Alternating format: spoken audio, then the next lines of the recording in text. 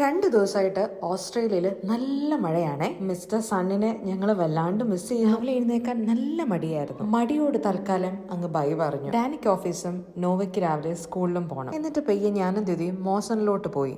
അങ്ങനെ മോസൺ ഹലാൽ മാർക്കറ്റിലെത്തി. ഇപ്പൊ കഴിഞ്ഞ തവണ വന്ന സ്ഥലമല്ല ആക്ച്വലി ഇത് ഞാൻ വേറെ എവിടെയോ ഗൂഗിൾ മാപ്പ് നോക്കി വന്നതൊക്കെയാണ്. പക്ഷെ എന്നാലും ഇതിപ്പോ വേറെ ഏതോ സ്ഥലം പോലെ ഇരിക്കുന്നു. അപ്പൊ നമുക്കൊന്ന് നോക്കാം. അപ്പൊ മഴയാ. ഞങ്ങള് കഴിഞ്ഞ തവണ വന്ന സെയിം സ്ഥലം തന്നെയാണ്, പക്ഷെ മനസ്സിലാക്കാൻ കുറച്ച് നമ്മളങ്ങനെ വൂൾസ്വർത്തിനകത്ത് കയറി. അപ്പോൾ ഒരാളോട് ചോദിച്ചപ്പോൾ ആള് പറഞ്ഞ് നേരെ നടന്നാൽ മതിയെന്ന്. അപ്പോൾ ഞങ്ങൾ രണ്ടുപേരും നേരെ എങ്ങനെ നടന്നു പോവാ ഹലാൽ മാർക്കറ്റ് നോക്കി. നമ്മൾ കണ്ടുപിടിച്ചെന്ന് തോന്നുന്നു. ആ കാണുന്നതാകെ അതെ അതാണ് നമ്മുടെ മോസൺ ഹലാൽ മാർക്കറ്റ്.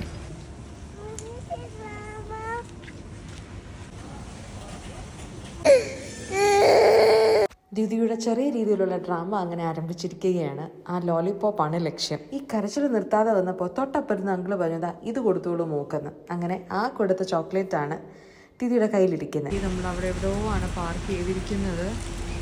നല്ല മഴയായതുകൊണ്ട് മഴ തോർന്നിട്ട് പോകാമെന്ന്.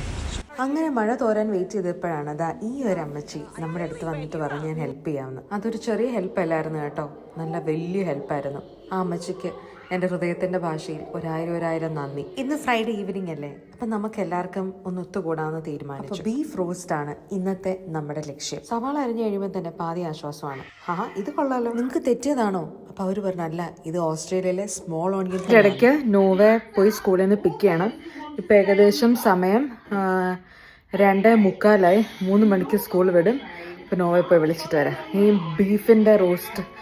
ബീഫ് റോസ്റ്റിൻ്റെ ബാക്കി വന്നതിന് ശേഷം.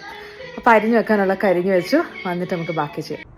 അങ്ങനെ നോവെ പോയി തിരിച്ച് വിളിച്ചുകൊണ്ട് വന്ന് ചോറൊക്കെ കൊടുത്ത് സെറ്റാക്കിയതിന് ശേഷം നമ്മൾ വീണ്ടും നമ്മുടെ മെയിൻ പ്രോസസ്സിലേക്ക് കടക്കുകയാണ്. ബീഫ് നല്ല കഴുകി വൃത്തിയാക്കി അതിലേക്ക് ചുമന്നുള്ളി, പച്ചമുളക്, തക്കാളി, പിന്നെ വേണ്ടുന്ന മസാലകളൊക്കെ ആഡ് ചെയ്ത് വേവിച്ചെടുക്കണം. മീൻവെയിൽ നമുക്ക് വേണ്ടിയ സവാള ഇപ്പുറത്ത് സോട്ട് ചെയ്തുകൊണ്ടിരിക്കണം. പിന്നെ ഈ വേവിച്ച് വെച്ചിരിക്കുന്ന ബീഫ് നമ്മൾ ഈ സവാളയിലോട്ട് ആഡ് ചെയ്ത് രണ്ടുപേരെയും ഒരുമിച്ച് അങ്ങനെ റെഡിയാക്കി എടുക്കണം.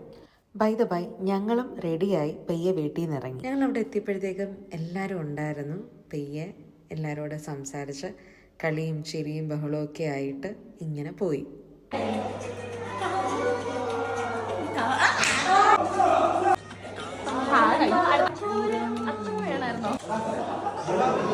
എങ്ങനെ ഉണ്ടായിരുന്നു?